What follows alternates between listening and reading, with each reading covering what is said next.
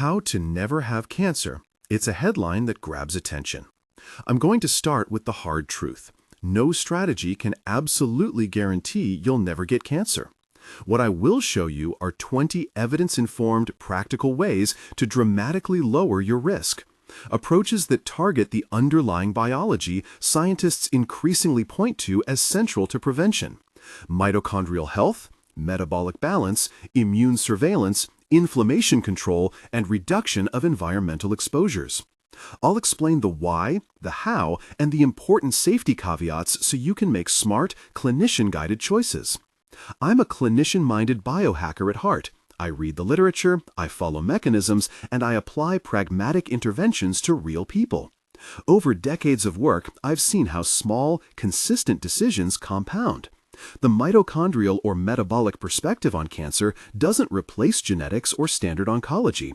It offers an additional preventive frame. If you want the deep dive sources and protocols, click the Vitamin D deep dive in the corner after this segment, and subscribe for evidence-minded health strategies. Let's set a simple conceptual frame before the tips.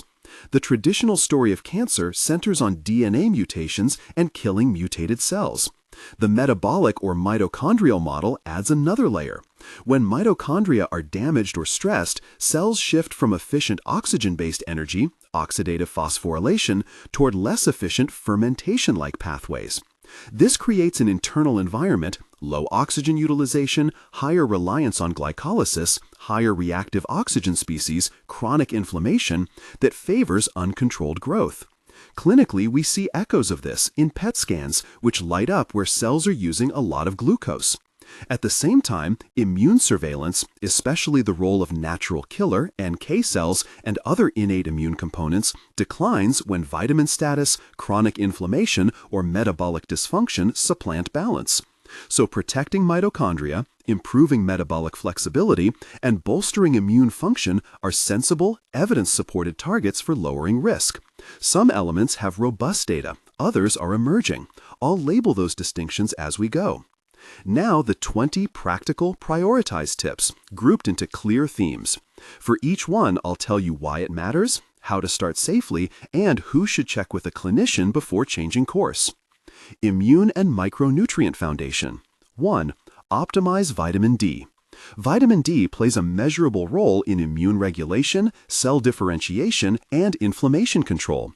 Multiple observational studies associate higher vitamin D status with lower cancer incidence in some cancers. How to act. Check a 25-OH blood level and discuss supplementation with your clinician if you're insufficient. Some practitioners aim for a range roughly around 40 to 80 Ng per L, but that is an opinion used by some clinicians and not a universal mandate. Confirm targets with your healthcare provider. Caveat: supplementation can interact with medications and certain conditions. Testing first avoids overtreatment. 2. Replete and maintain magnesium. Magnesium is required for mitochondrial function, DNA repair enzymes, and maintaining proper cellular energy flow. How to act. Prioritize magnesium-rich foods, leafy greens, nuts, seeds, legumes, and consider an oral magnesium supplement if dietary intake is low under your clinician's guidance. Caveat: people with kidney disease or certain medications need medical supervision for supplementation. 3. Ensure adequate selenium status, but avoid excess. Selenium supports antioxidant systems like glutathione peroxidases that protect mitochondria and DNA from damage. Population studies show mixed but sometimes favorable signals for selenium and reduced cancer risk in deficient populations. How to act. Get selenium through diet, brazil nuts in small amounts, seafood, whole grains, or check status and supplement only if deficient. Caveat: high-dose selenium can be harmful. Don't exceed recommended intakes without testing. 4. Avoid iron overload. Check ferritin before supplementing iron. Iron is essential, but excess iron fosters oxidative stress and can create a pro-oxidant environment that damages mitochondria and DNA. How to act. If you're not anemic, avoid routine iron supplements. Ask your clinician for ferritin and transferrin saturation testing before taking iron. Caveat: people with iron deficiency anemia should of course treat it under medical supervision. 5. Support your gut and returning immunity after antibiotics. The gut microbiome educates the immune system. Colostrum, targeted probiotics, fermented foods, and a fiber-rich diet can help restore immune tone after broad antibiotics. How to act: aim for diverse plant fibers, consider a clinician-recommended probiotic for post-antibiotic recovery, and discuss bovine colostrum or similar products with a professional if immune recovery is a particular concern. Caveat: choose supplements vetted for quality. Immunocompromised patients should consult their provider before taking live probiotics. Metabolic control and mitochondrial support. 6. Practice consistent time-restricted eating, intermittent fasting. Regular windows of eating and fasting improve insulin sensitivity, reduce chronic feeding-driven inflammation, and stimulate cellular cleanup processes such as autophagy, mechanisms linked to healthier mitochondria. How to act: start with a 10 to 12-hour overnight fast and gradually extend to a 14 to 16-hour window if it suits you, focusing on whole foods during eating periods. Caveat: people who are pregnant, breastfeeding, underweight, or on glucose-lowering medications should consult a clinician before fasting. 7. Consider periodic, medically supervised longer fasts as an advanced tool.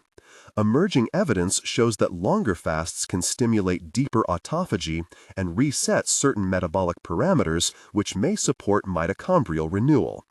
How to act: if you're interested in extended fasting, do it under medical supervision, especially if you have chronic disease, take medications, or are older and frail. Caveat: unsupervised prolonged fasting can be dangerous for some people. 8. Adopt a lower-carb, more ketogenic-friendly dietary pattern when appropriate. Lowering frequent glucose spikes and reducing hyperinsulinemia limits the metabolic fuel some cancer cells preferentially use. Ketogenic or low-carbohydrate approaches can improve mitochondrial efficiency and metabolic flexibility for many people. How to act: prioritize whole food low-carb choices, non-starchy vegetables, healthy fats, quality proteins, and avoid extreme deprivation. Consult with a clinician or nutritionist to personalize the approach. Caveat: not everyone tolerates very low-carb diets. People with certain metabolic or liver conditions need professional oversight. 9. Stop constant snacking, stabilize insulin. Frequent grazing keeps insulin and glucose elevated, which fosters an anabolic, pro-inflammatory milieu. How to act: aim for structured meals, reduce sugary snacks and refined starches, and treat snacks as occasional rather than continuous. Caveat: athletes or those with specific caloric needs should structure timing accordingly. 10. Explore safe NAD support as an emerging mitochondrial adjunct. Nicotinamide adenine dinucleotide, NAD, is central to mitochondrial energy and repair.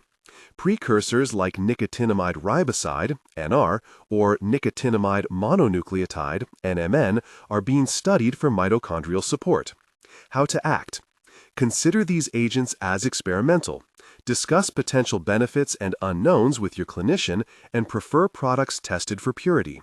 Caveat: long-term effects and interactions are still under study. This is an emerging area. Lifestyle and environmental mitigation. 11. Move regularly. Mix endurance, strength, and high-intensity work.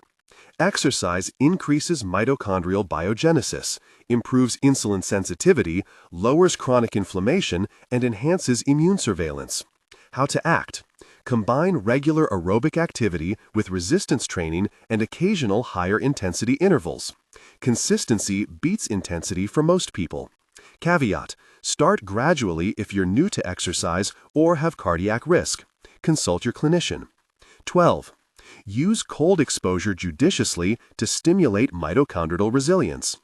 Repeated mild cold exposure, cold showers, or brief outdoor cold exposure can activate pathways that boost mitochondrial function and stress resilience.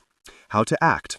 Start with short, tolerable cold exposures and progress slowly rather than plunging into extremes.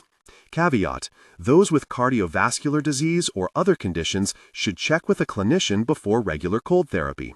13. Spend time in oxygen-rich natural settings, forest bathing, and outdoor air. Time outdoors reduces stress, lowers inflammation, and exposes you to cleaner air and phytonutrients that support systemic health. How to act. Prioritize regular time outside, walks in parks, time in forests, and getting sunlight safely for circadian and vitamin D benefits. Caveat: if you have severe allergies or respiratory disease, choose locations that are safe for your condition. 14. Minimize unnecessary ionizing radiation. Discuss imaging choices. Diagnostic CT scans deliver ionizing radiation that, while often medically justified, should not be used unnecessarily. How to act. Ask your clinician about alternatives when appropriate. Ensure scans are clinically indicated, and for necessary chest or neck scans, inquire about thyroid shielding. Caveat: never decline medically indicated imaging without discussing risks and benefits with your provider. 15. Filter your water and reduce chemical exposures where practical. Drinking and bathing water can contain contaminants, chlorine byproducts, heavy metals, and industrial compounds that may increase oxidative stress or disrupt endocrine signaling. How to act. Test your home water and use appropriate point-of-use filters or whole-house filtration for known contaminants. Avoid heating plastics and reduce exposure to known household toxins. Caveat: filtration needs depend on local water quality. Consult local resources and testing. Foods, botanicals, and targeted supplements. 16. Eat cruciferous vegetables and consider sulforaphane-rich sources. Compounds like sulforaphane in broccoli sprouts support detox pathways, antioxidant defenses, and mitochondrial protective mechanisms. This is one of the more promising food-based interventions. How to act. Include cruciferous like broccoli, Brussels sprouts, kale, and consider incorporating broccoli sprouts or a standardized sulforaphane supplement after discussing with your clinician. Caveat: cruciferous interact with thyroid medications in rare cases, and some concentrates vary in potency. 17. Drink green tea regularly for polyphenols like ECGC. Green tea catechins have anti-inflammatory and anti-angiogenic effects in multiple lab and population studies and may support metabolic health. How to act. Drink green tea daily as a beverage or consider standardized extracts under medical supervision if you have liver disease or take interacting medications. Caveat: high-dose green tea extracts have been linked to hepatotoxicity in rare cases. Stick to beverages or clinician-supported doses. 18. Use medicinal mushrooms and beta-glucans to support NK cell function. Reishi, shiitake, turkey tail, and other mushrooms contain beta-glucans that have been studied for immune-modulating effects, including support of innate immune cells. How to act. Include culinary mushrooms in your diet regularly. And if considering supplements, choose quality sources and discuss with your clinician, particularly if you're immunocompromised. Caveat: immune-modulating supplements can have different effects depending on individual immune status. Partner with a professional. 19. Include pomegranate, omega-3s, and anti-inflammatory foods. Pomegranate polyphenols, marine omega-3 fatty acids, and a Mediterranean-style pattern reduce chronic inflammation and support mitochondrial membranes. How to act. Add pomegranate or berries, prioritize fatty fish or a quality omega-3 source, and center meals around vegetables, olive oil, nuts, and legumes. Caveat: choose high-quality fish oil if supplementing and avoid excessive intake without guidance. 20. Avoid refined sugars, frequent starch-heavy snacking, and limit charred meats. Use mitigation strategies. Refined carbohydrates feed metabolic pathways that favor malignant cell growth. Charred meats create polycyclic compounds that increase risk. How to act. replace refined snacks with whole food alternatives, reduce portion sizes of high-starch foods if insulin-resistant, and, when grilling, use lower temperature methods and add herbs like garlic, rosemary, and thyme, which can reduce harmful compound formation. Caveat: dietary preferences and medical conditions vary. Tailor with a clinician or dietitian. A few notes on controversial or emerging strategies. Some agents and interventions you'll hear about: methylene blue, hyperbaric oxygen, intense EMF reduction protocols, have mechanistic interest or preliminary human data, but are not established preventative standards. Label these as experimental. If you're curious about them, read the literature, discuss risks and benefits with a specialist, and avoid making them your sole strategy. Don't replace conventional screening, clinician-recommended surveillance, or early treatment with experimental approaches. A short example to illustrate how these pieces work together. Imagine someone who smokes occasionally, eats a high-sugar diet, and has low vitamin D. That pattern elevates inflammation, impairs NK cell surveillance, stresses mitochondria, and raises insulin levels that collectively create a higher-risk metabolic environment. Stopping smoking, stabilizing blood sugar with time-restricted eating and whole foods, correcting vitamin D, and adding daily movement all pull that person's biology in the opposite direction. More mitochondrial resilience, lower chronic inflammation, and better immune surveillance. That doesn't guarantee outcome, but it meaningfully shifts risk. Practical screening and clinician conversations to prioritize. Ask your provider to check baseline labs that inform these strategies: 25 OHD level, ferritin and iron studies, fasting glucose or HbA1c, and a general metabolic panel. If you're considering supplements beyond basic vitamins or trying extended fasts or NAD precursors, do so under medical supervision. If you have a family history of cancer, genetic counseling and guideline-driven screening protocols remain essential. These prevention strategies are complementary, not replacements. A few common questions I'm asked. What about electromagnetic fields? The data are mixed and often debated. Basic measures like reducing unnecessary close proximity sleeping with active devices, using wired connections where convenient, and avoiding prolonged high-intensity exposures are low-cost harm reduction steps. Label this an area of ongoing research. What about screening tests you should not skip? Follow guideline-based screenings, mammography, colonoscopy, cervical screening as indicated, because early detection remains one of the most powerful tools for reducing cancer mortality. Let's synthesize.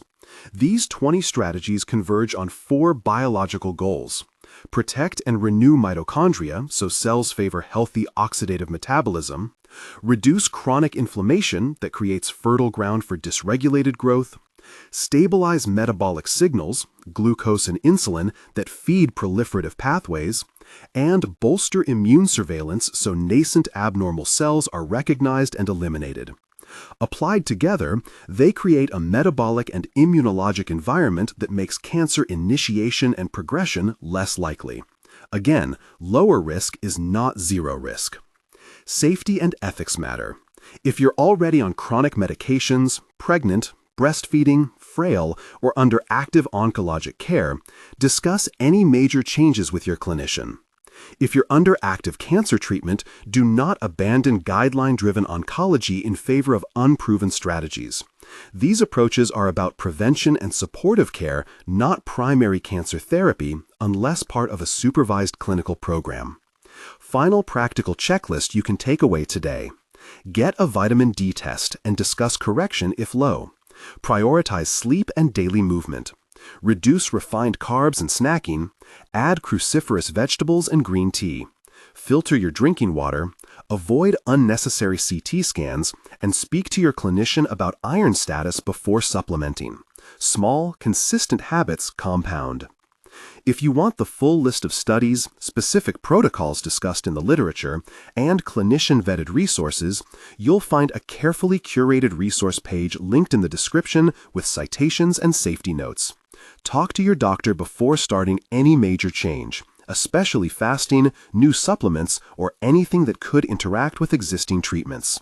One final line to remember: nothing makes absolute promises in biology, but you can stack the odds. Build mitochondrial resilience, lower inflammation, and strengthen immune surveillance. Do those consistently, and you'll meaningfully reduce the chances that cancer takes hold. If this resonated, click the Vitamin D Deep Dive in the corner for the data and practical testing tips, subscribe for more evidence-based strategies, and check the description for sources to share with your clinician.